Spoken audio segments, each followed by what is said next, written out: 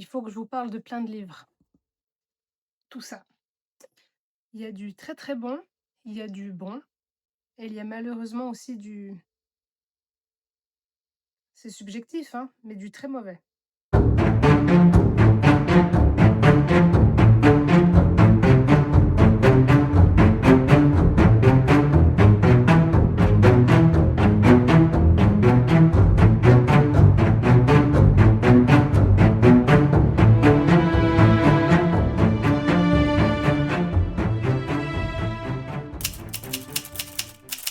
Comme d'habitude, dans la description, je vous mets tous les chapitres qui correspondent à chaque livre dont je vais vous parler et on va commencer avec The Notorious Virtus, qui est publié chez Elige et je vous le dis tout de suite, car ça m'a fait une belle frayeur à la fin du livre, c'est un diptyque, donc il y a 2 tomes.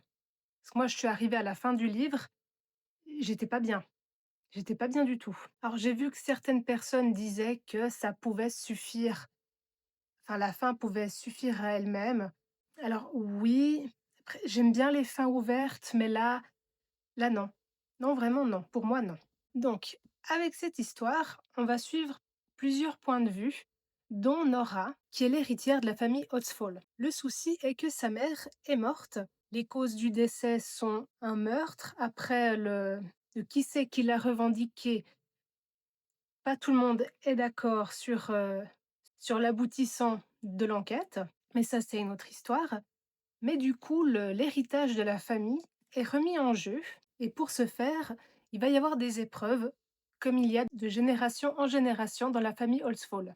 Donc chaque héritière peut tenter de revendiquer l'héritage si elle se montre assez vertueuse et qu'elle arrive à remporter les épreuves. À côté de ça, on suit aussi Lotte, qui est une jeune fille qui vit dans un village complètement reclus, qui est orpheline et élevée par des nonnes qui sont assez cruelles et qui n'arrêtent pas de la rabaisser, lui dire que c'est une fille maudite. Elle a sa place nulle part, enfin, elle l'enferme dans une tour, elle dort à même le sol, enfin, parmi les ronces.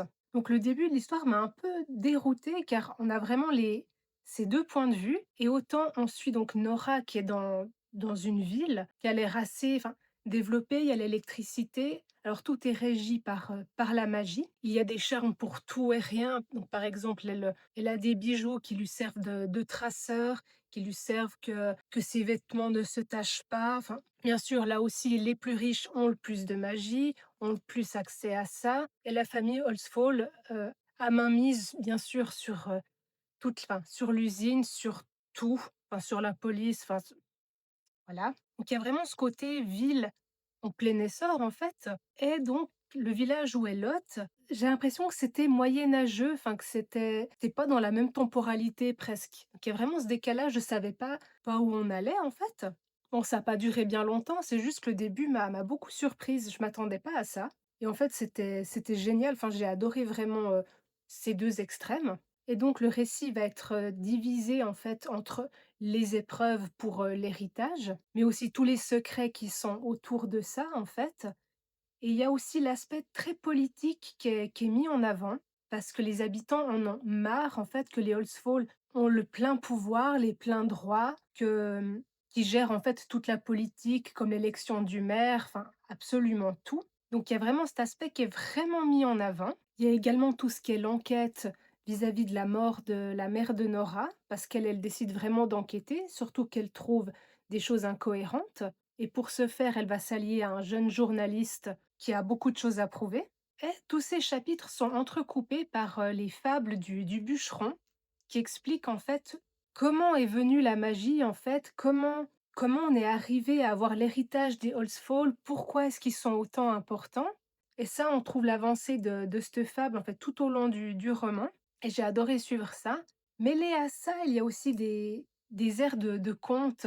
Bah, déjà Lot qui est enfermé dans sa tour, ceux qui mènent la révolte en fait dans la ville, qui ont des masques, enfin de différents animaux et notamment enfin de loups et ils se font appeler les Grimm. Donc il y a toujours des petits clins d'œil comme ça. Donc le récit prend son temps, enfin prend le temps à se mettre en place. Les personnages sont développés, enfin l'intrigue m'a convaincue, enfin j'ai vraiment beaucoup aimé. Sauf bah cette fin en fait, j'ai stressé bah, pour rien parce que ça allait de plus en plus vite. Alors pas péjorativement, mais Je j'avais peur. À la fin, c'est simple, j'avais peur et je suis arrivée à la toute dernière page et je me suis dit: «C'est pas possible». Bon, en même temps, j'étais un peu une cruche, enfin, c'est écrit qu'il y avait un deuxième tome. Ça m'apprendra à pas lire les résumés et vouloir me lancer, sans rien savoir et donc bah, j'ai qu'une envie, c'est de lire la suite, car j'ai trouvé l'univers, tout ce mélange vraiment, génial à suivre. Ensuite, j'ai lu Noires sont les âmes perdues, donc le nouveau livre d'Oriane Dardress, dont j'ai découvert la plume avec ce titre-là, qui a été un gros coup de cœur, je peux que vous le conseiller. Surtout qui m'a réconciliée avec les histoires de loups-garous parce que j'en avais eu ma dose. Je trouvais ça très redondant à force et ça m'a complètement réconciliée. Et donc avec celui-là, on va avoir droit à une réinterprétation du mythe du vampire, mais c'est bien plus que ça. Donc pour mettre dans le contexte, on est à Paris, en 1919, donc à la fin de la Première Guerre. Donc la ville est dévastée, il y a une épidémie de grippe espagnole, il y a l'inflation, enfin c'est très compliqué d'y vivre. Et c'est l'histoire donc d'Adèle, qui vit avec son frère qui est revenu du front, qu'il est revenu handicapé, meurtri, il n'arrive plus à sortir de chez eux, enfin c'est très compliqué et Adèle, bah, aime vraiment son frère, elle essaie vraiment de tout faire pour lui, donc elle s'occupe de toutes les dépenses, de le nourrir, enfin elle prend ça très à cœur et surtout elle décide de perdurer l'héritage de son père qu'elle idolâtre complètement, qui était un voleur, un arnaqueur. Enfin, chaque fois, il était fourré dans des magouilles et il a appris tous ces trucs à sa fille. Donc, elle s'est lancée, bah, dans le recel, dans les arnaques en tout genre. Et le récit commence avec, bah, un de ses plans foireux où elle finit dans les catacombes et tombe nez à nez avec Isaac, un vampire. Donc là, c'est le début de la fin et surtout, le récit va prendre des tournures complètement inattendues parce qu'Adèle, déjà personnage insupportable, qui minimise le stress post-traumatique, enfin qui minimise tout. C'est vraiment le personnage, gris par excellence, insupportable, mais qui est touchant, car elle a ses raisons à elle et vu qu'elle veut vraiment exploiter le plein potentiel de tout pour, bah, pour son propre bien et celui de son frère, elle se dit: «Un vampire?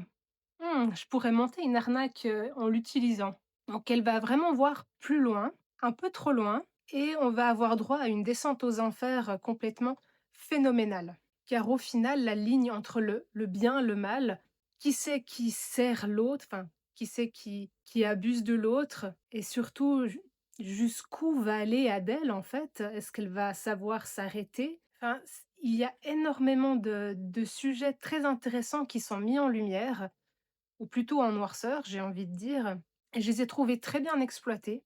Mon seul regret dans ce livre, c'est vraiment tout l'aspect, du coup, historique.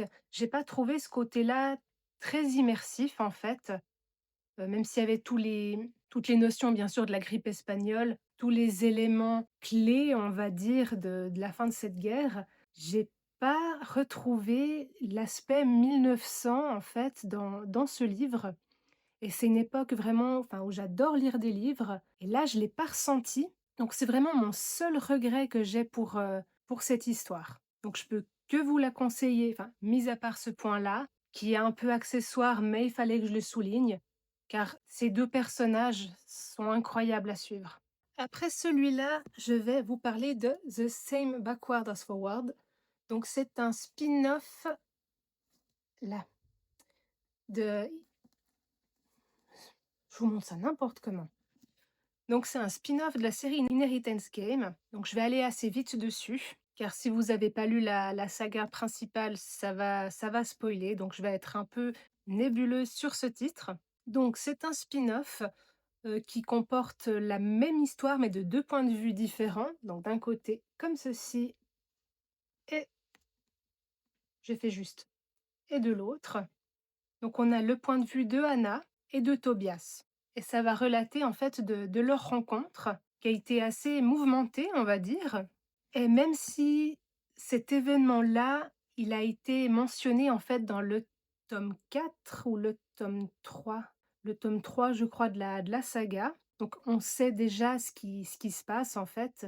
Donc j'ai juste trouvé dommage car on en avait déjà appris bien enfin bien assez en fait dans la trilogie, mais ça reste un élément clé. J'ai quand même eu plaisir en fait de le découvrir du point de vue de ces 2 protagonistes-là, parce que ça rajoute énormément de détails, surtout par rapport au passé de Hannah, à sa vie, sa famille et c'est vraiment une histoire tragique, qui est très belle mais tragique. Donc si vous avez lu la saga principale, est-ce que ce titre vaut la peine? J'ai envie de dire oui. Donc c'est quand même le titre que j'ai le moins aimé de toute la série, enfin parce que j'ai tout lu, mais on apprend quand même des éléments clés importants. Donc oui, c'est un peu contradictoire ce que je dis, mais pour les fans de la série, foncez. Ensuite, Le Château des Maudits. Donc ce titre me hypait énormément, depuis sa sortie VO en fait. Le La couverture, je l'ai trouvée incroyable et les éléments qui sont mis en avant dans l'histoire me plaisent énormément, donc je voulais le découvrir et j'ai très vite déchanté. Donc ce récit a quand même énormément de points forts, notamment tout le début en fait, mais après c'est parti, un peu dans tous les sens.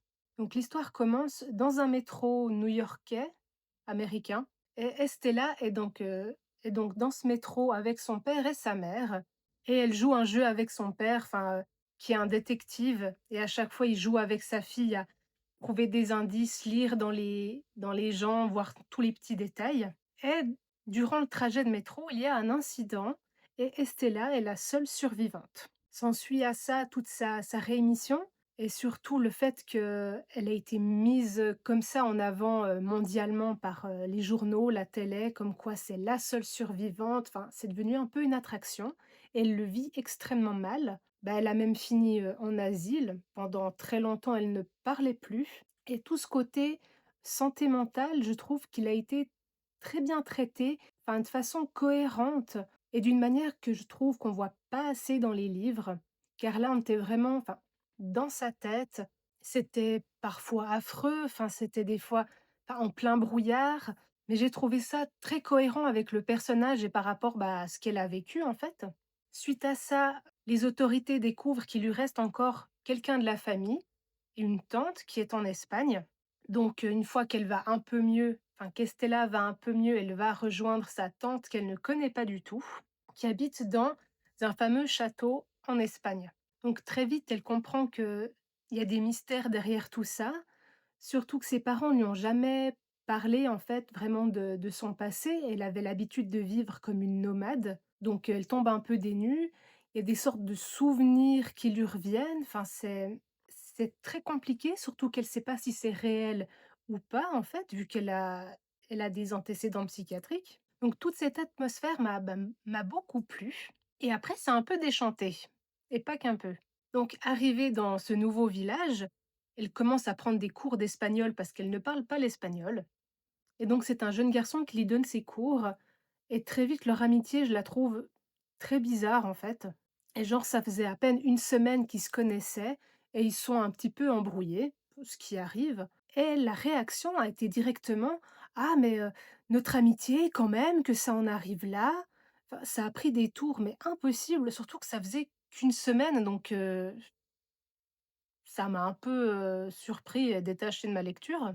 Surtout qu'à côté de ça, donc il lui apprend l'espagnol, donc il lui fait lire des textes, enfin ils étudient des textes relatant en fait des histoires qu'il y a autour de ce château, de tout le folklore en fait du village, qui est très particulier et donc il va dire le texte en espagnol et après ils vont traduire. Donc le concept, est très bien, c'est juste que c'est très redondant et ça revient à énormément de moments et malheureusement, c'est pas une langue qui m'attire plus que ça et j'ai trouvé qu'il y avait trop. Enfin, à un moment donné, ça m'a un peu gonflé car ça a vraiment pris le pas, en fait, sur l'histoire. Après, ça engage que moi, mais là, pour le coup, j'ai trouvé que c'était trop et après ça continue à partir dans tous les sens, car il y a l'apparition d'un vampire qui sort un peu de nulle part, j'ai envie de dire et qui apporte bah, pas grand-chose parce que déjà de base, je trouve qu'il y avait tous les ingrédients parfaits pour une histoire et j'ai l'impression que l'autrice a sorti tous les sujets dont elle voulait parler en fait, qu'aurait pu couvrir plusieurs livres et elle a tout mis là-dedans et j'ai trouvé ça dommage parce que chaque point mis séparément ont du potentiel, mais tout mis ensemble, ça n'a pas de sens, ce qui a fait que l'action des protagonistes était incohérente. La romance aussi était amenée de manière extrêmement maladroite. Le début du livre était bien, mais ouais, même, le 1 tiers était bien et après, j'ai trouvé ça, j'ai pas de positif à dire sur, le reste, en fait. Mais le début est bien. Donc bah, ça reste une très grosse déception pour ma part. Pour continuer sur une note plus positive, j'ai lu Forest of Hearts, donc édité chez Collection R, et c'est une réécriture de Blanche-Neige. Donc étant fan de réécriture, je pouvais pas passer à côté, surtout que celle-là, elle est bien sombre. Donc c'est l'histoire d'Elka, qui est donc bah, Blanche-Neige, qui est la fille de la méchante reine, et elle s'est fait maudire par sa mère. Donc elle n'a pas eu de choix que de vivre, enfin d'aller vivre dans une petite chaumière dans la forêt, une forêt qui est remplie de magie, qui est dangereuse, et pour s'en sortir de sa malédiction, elle doit manger 7 cœurs humains.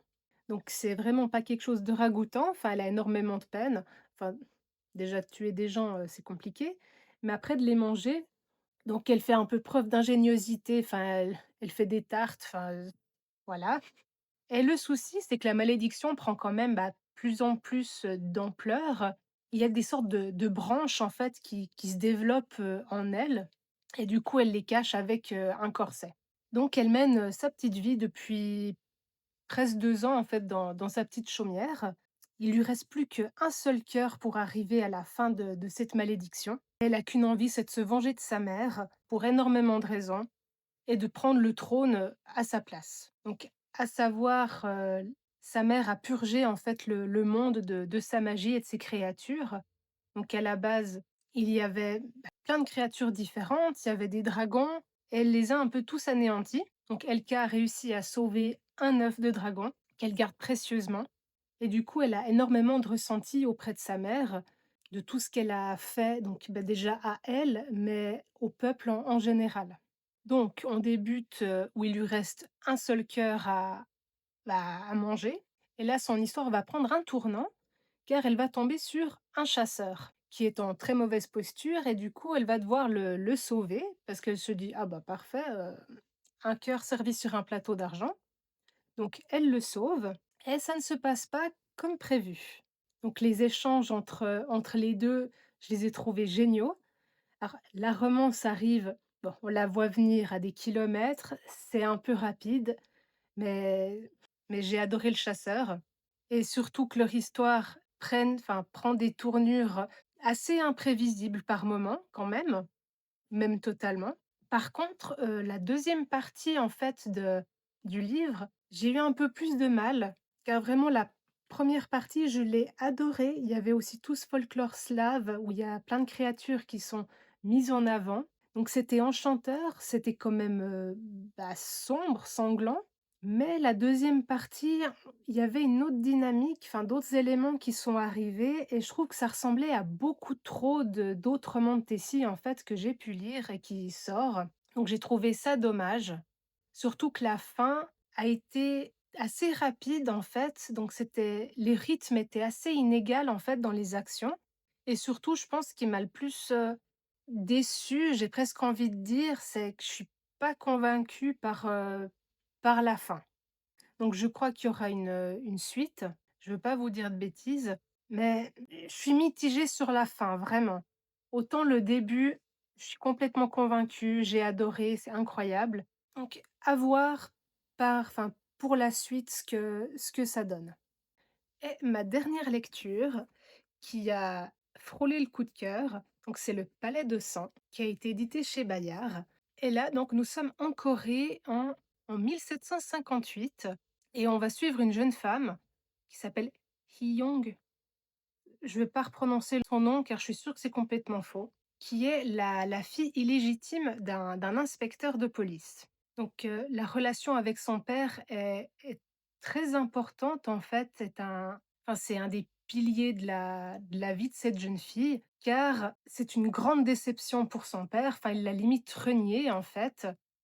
Il attend rien d'elle, et elle idolâtre tellement son père, elle a qu'une envie, c'est de lui plaire, de lui prouver sa valeur, qu'elle va tout faire pour ça. En fait, ça va être un peu le but de sa vie. Donc limite, sa propre santé passe en second plan. Non, c'est elle veut à tout prix plaire à son père et pour ça, elle a réussi à gravir les échelons et finir infirmière au palais et on débute l'histoire où justement elle est appelée en pleine nuit pour aller assister le prince. Donc une chose qui n'arrive pas, enfin c'est pas dans ses attributions et surtout personne n'approche le prince, enfin surtout pas elle. Elle est pas assez, gradée et donc elle est appelée avec une autre infirmière, au chevet du prince et là, elle se rend compte que l'homme qui est couché, ce n'est pas le prince, mais un autre homme et qu'elle va juste servir en fait, d'alibi à la disparition du prince.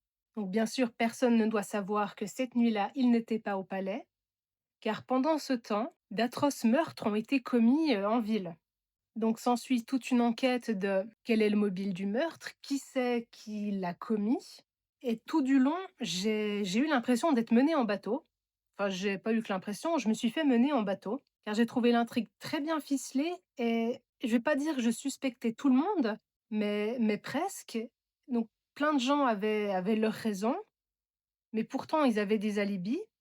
Enfin, j'ai trouvé ça bien ficelé et justement, cette jeune infirmière, elle décide d'enquêter dessus parce que dans les victimes se retrouve son mentor, celle qui lui a tout appris et elle est persuadée de son innocence. Donc, elle va mener sa propre enquête.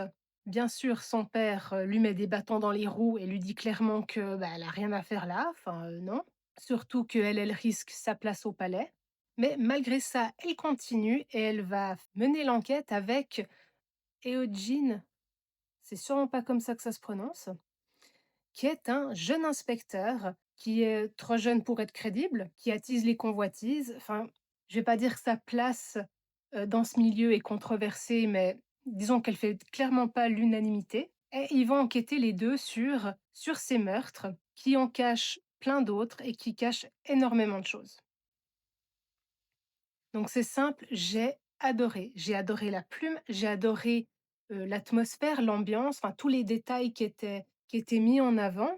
J'ai aimé l'écriture des personnages et tout ce côté, historique, culturel. Enfin, c'était extrêmement plaisant à lire et je peux que vous le conseiller. Donc c'est tout pour, mes récentes lectures. Hésitez pas à me dire si vous en avez lu plusieurs ou lequel de ceux-là vous le tente le plus ou pas du tout. Et on se retrouve bientôt pour que je vous parle d'autres livres, car je peux déjà vous dire, il y a du lourd.